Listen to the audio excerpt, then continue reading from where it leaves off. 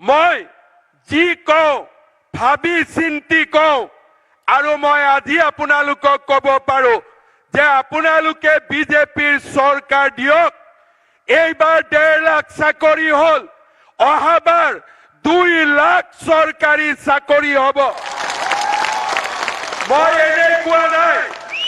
এইবাৰ 1.5 লাখ বিঘা মাটি আমি এভিকশন কৰিছো, অহাবাৰ 5 লাখ বিঘা মাটি আমি এভিকশন কৰিম। মই এনে কোৱা নাই। এইবাৰ মুখ্যমন্ত্ৰীৰ আত্মনিৰ্ভৰ অভিযান 1 লাখ যুৱক যুৱতীয়ে লাভ কৰিছে, অহাবাৰ 10 লাখ যুৱক যুৱতীয়ে লাভ কৰিব। শ্ৰদ্ধা ৰাইজ, আমি অসম মাতৃক বিকাশৰ এক নতুন দিগন্তলৈ লৈ যাম।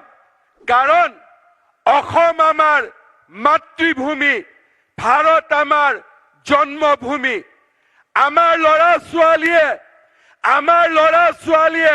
অসমত ডাঙৰ হ'ব লাগিব। আমাৰ ল'ৰা ছোৱালীয়ে ব্ৰিটিছৰ পাছপোৰ্ট ল'ব পৰা আমাৰ ল'ৰা ছোৱালীৰ শক্তি নাই। সেইকাৰণে আমি অসমৰ স্কুল বনাব লাগিব, অসমত কলেজ বনাব লাগিব, অসমত মেডিকেল কলেজ বনাব লাগিব, অসমত আমি ব্ৰহ্মপুত্ৰৰ ওপৰত দলং বনাব লাগিব, অসমৰ ল'ৰা ছোৱালীক আমি চাকৰি দিব লাগিব আৰু অসমক ভাৰতৰ ভিতৰতে সৰ্বশ্ৰেষ্ঠ ৰাজ্য হিচাপে আমি নিৰ্মাণ কৰিব লাগিব। আৰু মই বিশ্বাস কৰো NDAৰ নেতৃত্বত, প্ৰধানমন্ত্ৰী নৰেন্দ্ৰ মোদী ডাঙৰীয়াৰ নেতৃত্বত অসমে সেমি কণ্ডাক্টৰ দেখিলে, অসমে সাৰ কাৰখানা দেখিলে। এতিয়া প্ৰধানমন্ত্ৰী ডাঙৰীয়া মাৰ্চত বৰাক ভেলীলৈ যাব। শিলচৰৰ পৰা বৰাপানীৰ পৰা গুৱাহাটী আমি 5 ঘণ্টাৰ ভিতৰত অহা যোৱা কৰিব পাৰিম। 22,000 কোটি টকাৰ প্ৰকল্প প্ৰধানমন্ত্ৰী ডাঙৰীয়াই উদ্বোধন কৰিব। এয়া অসমৰ বাবে স্বৰ্ণিম দিন। প্ৰধানমন্ত্ৰী ডাঙৰীয়া কোকৰাঝাৰত যাব। গেলেফু ভূটানৰ লগত আমাৰ ৰেল লাইন হ'ব। আৰু আমি অসমীয়াই আটাইতকৈ আমাৰ অসমখনক ভাৰতৰ ভিতৰতে সৰ্বশ্ৰেষ্ঠ ৰাজ্য বনাবলৈ আমি নিজকে উৎসৰ্গা কৰিম। আমি নিজকে দিনে ৰাতিয়ে সমৰ্পণ কৰিম। প্ৰতিটো পল, প্ৰতিটো ক্ষণ আমি বিজেপিৰ কাৰ্যকৰ্তাসকলে অসম মাতৃৰ বাবে আমি উৎসৰ্গা কৰিম। আমি অসম মাতৃক জগত সভালৈ লৈ যাম।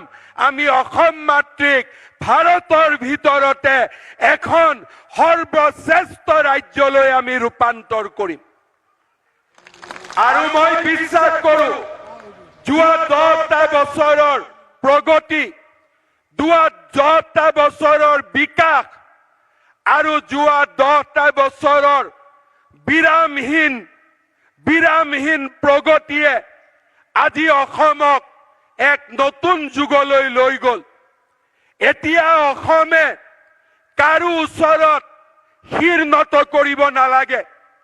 এতিয়া অসমে দৰমহা দিবলৈ কাকো টকা বিচাৰিব নালাগে।